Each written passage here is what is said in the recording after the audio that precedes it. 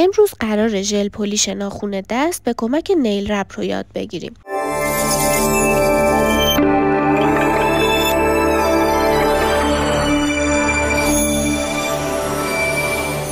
قبل از هر چیزی لازمه که یه معرفی خلاصه از نیل رپ داشته باشیم. نیل رپ یک نوع محصول برای طراحی یا تقویت ناخونه که به صورت ورقه های نازک و آماده روی ناخن چسبونده میشه و بسته به نوعش هم توی طراحی ناخن کاربرد داره، هم استحکام بخشی.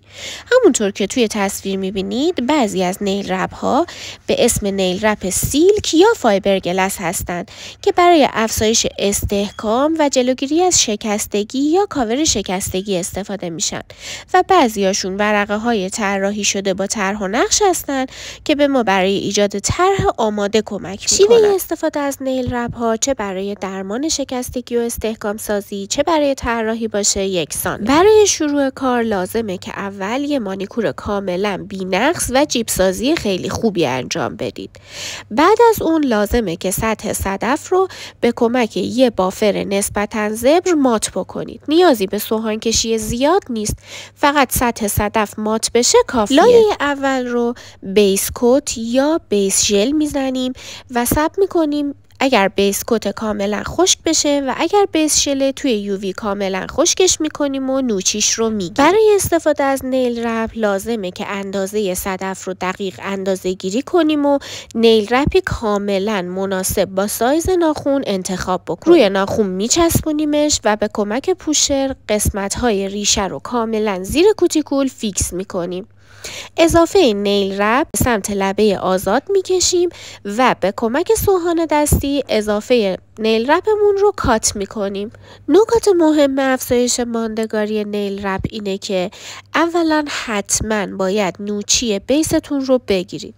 نکته دوم اینه که نیل رپ رو به خوبی بکشید و روی صدف بچسبونید. اگر زیرش حباب بیفته یا جایی چروک باشه باعث میشه که از همون قسمت نیل رپتون به مرور بلند بشه.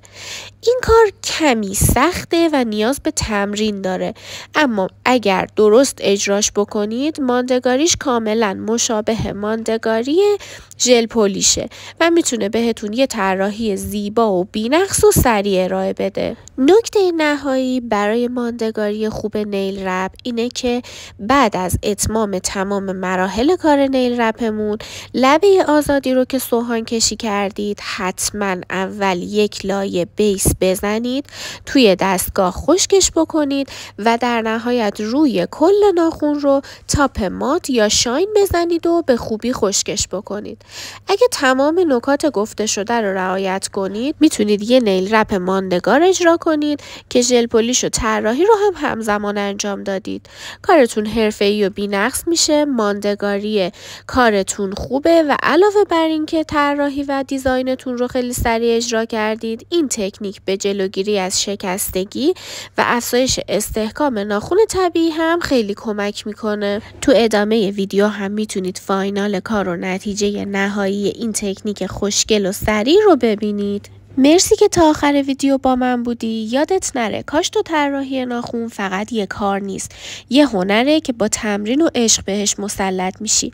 اگه این آموزش برات مفید بود لایک کن و تو کامنت ها بگو که دوست داری دفعه بعدی چه موضوعی رو آموزش بدم.